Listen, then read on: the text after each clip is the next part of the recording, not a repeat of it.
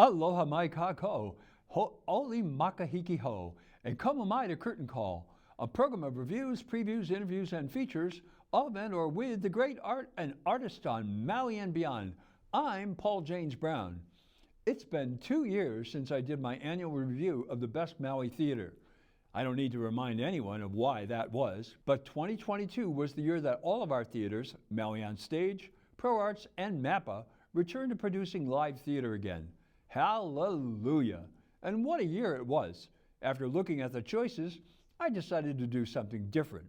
I decided to ask our theater community about what they thought was the best and deserving of a standing ovation.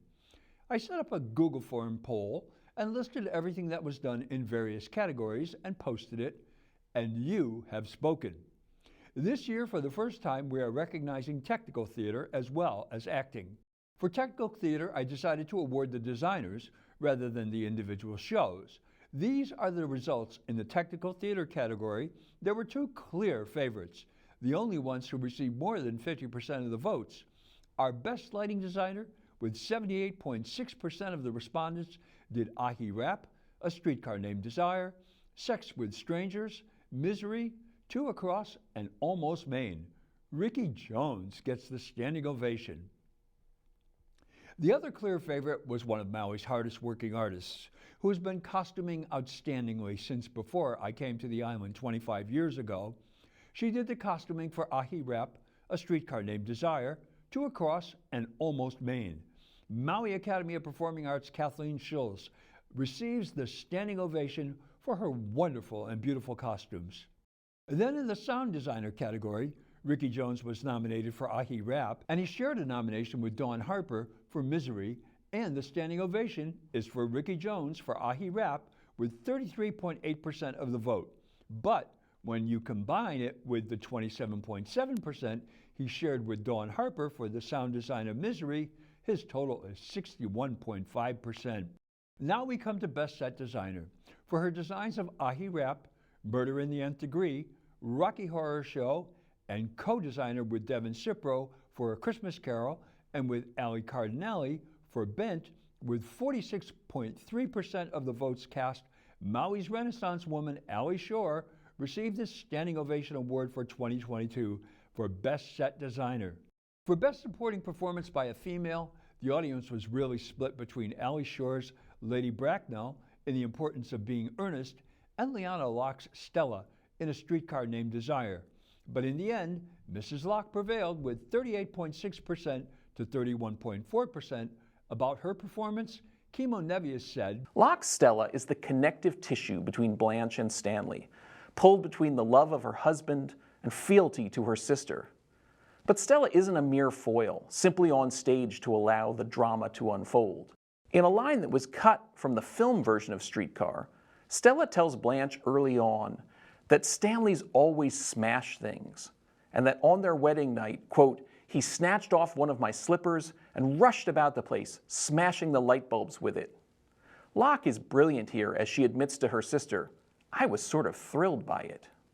In Best Supporting Performance by a Male, it was another very close contest between J. Scott McClellan for Mitch in A Streetcar Named Desire and Dale Button as the captain in Bent. Mr. Button got 30% of the votes cast, and Mr. McClellan came in with 34.3%. So Mr. McClellan gets the Standing Ovation Award for Best Supporting Performance by a Male in 2022.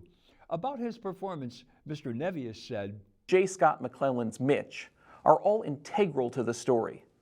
McClellan, last seen at Pro Arts in The Curious Incident of the Dog in the Nighttime, stands out as Mitch, Blanche's suitor. For Best Musical, there were 3 student performances, Seabury's Addams Family, the new musical, Maui Prep's Willy Wonka and the Chocolate Factory, and Mappa's Shrek Jr., and 2 adult shows, Rocky Horror and White Hawaiian.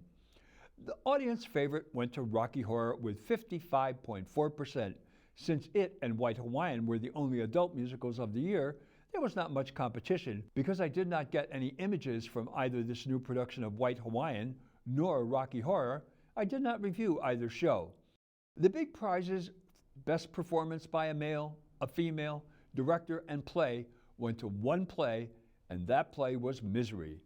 Ms. Kruger ran away with this one, garnering a whopping 53.4% of the vote, in a year when Hoku Pavao was doing Blanche Dubois and Lynn McEwen starred in Sex with Strangers. Even if you combine their totals, Ms. Kruger still would have won. Mr. Connolly got 44.4% to Paul Jackal's 23.3%. This was Ricky Jones' year. He won Best Director by 10 points over Ali Cardinale. Finally, the best play was Misery, with 38.4% of the votes to A Streetcar Named Desires, 16%, and Sex with Strangers, 15%. Here is what I said about Misery and the performances by these award-winning actors and Mr. Jones' direction. Like the director of the film, Rob Reiner, Ricky Jones found the humor in this piece, and this humor transformed the experience from one of trepidation at the horror to not only an understanding of Annie Wilkes, but a distinct and surprising sympathy for her. In the performance of her career, Lena Eiko Kruger gave us an Annie Wilkes that we at first respect. She is a compassionate and more than competent caregiver. Then she reveals she is her patient's biggest fan and can quote passages from all of his books. This brings out admiration at her passionate love of his work. And then she coerces him into burning his manuscript. We understand she is offended by his crass tongue, but then she shows her cruel side, her conniving side, and ultimately her psychotic, brutal side. And even then, we don't hate her, we fear her, and we pity her. It is a journey and a character that calls on all of Ms. Kruger's considerable acting chops, as few parts do, and she performs and brings to life all of the multifaceted natures of this character without becoming a caricature. No mean feat. Paul Sheldon is the best work Brian Connolly has done since he played Rote, Jr. and Sr. in a legendary production of Wait Until Dark with Carmen Gardner as the world champion blind lady Susie Hendricks. I still remember the moment when the refrigerator door swung open and the light from within flooded the darkness. It was great work. But his Paul Sheldon eclipses that performance. Mr. Connolly's journey is different than Ms. Kruger's, but no less entrancing and excruciating. Initially grateful for Annie's care, comfort, and generosity, he gradually becomes aware something is amiss. Despite having his ego stroked by Annie's obvious adoration for his work, he is taken aback by her rejection of his new direction, and he goes from compliant patient to alarmed confined prisoner. As this new status dawns on him, he desperately tries to figure out how to free himself. The harrowing, edge-of-the-seat grabbing, emotional journey he embarks upon and completes is more like Space Mountain than a roller coaster. He is actually hobbled by braces on both of his legs, and Mr. Connolly's acrobatics, including his spectacular fall from the bed and his search of the kitchen, could have been auditions for the Cirque du Soleil. They involve such convoluted and exacting athleticism, not to mention the physical toll it took on Mr. Connolly. I saw the bruises. This performance went well above and beyond. In his director's notes in the program, Mr. Jones, who also designed the lights and the set, points out the relevance of the loneliness theme in the play. He asks us to investigate or speculate as to how Annie came to be this way. He says his favorite part of storytelling is fleshing out evil deeds with reason, and finally, he asks the audience to put themselves in the characters' places and wonders what we would have done. It's a question to ponder. Unfortunately, this play ran for only one weekend. All that work for so few performances. This is what we cherish amateur theater for.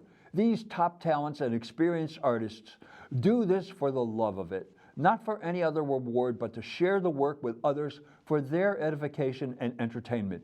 Mahalo, mahalo, mahalo nui loa. 2022 was quite a year. We had some outstanding performances and some great plays. In BC, before COVID, we had separate categories for comedies, dramas, and musicals. Let's hope we return to that level of production in 2023. Well, that's Curtain Call for this week. Thanks for tuning in. I'm Paul James Brown. Ahui ho.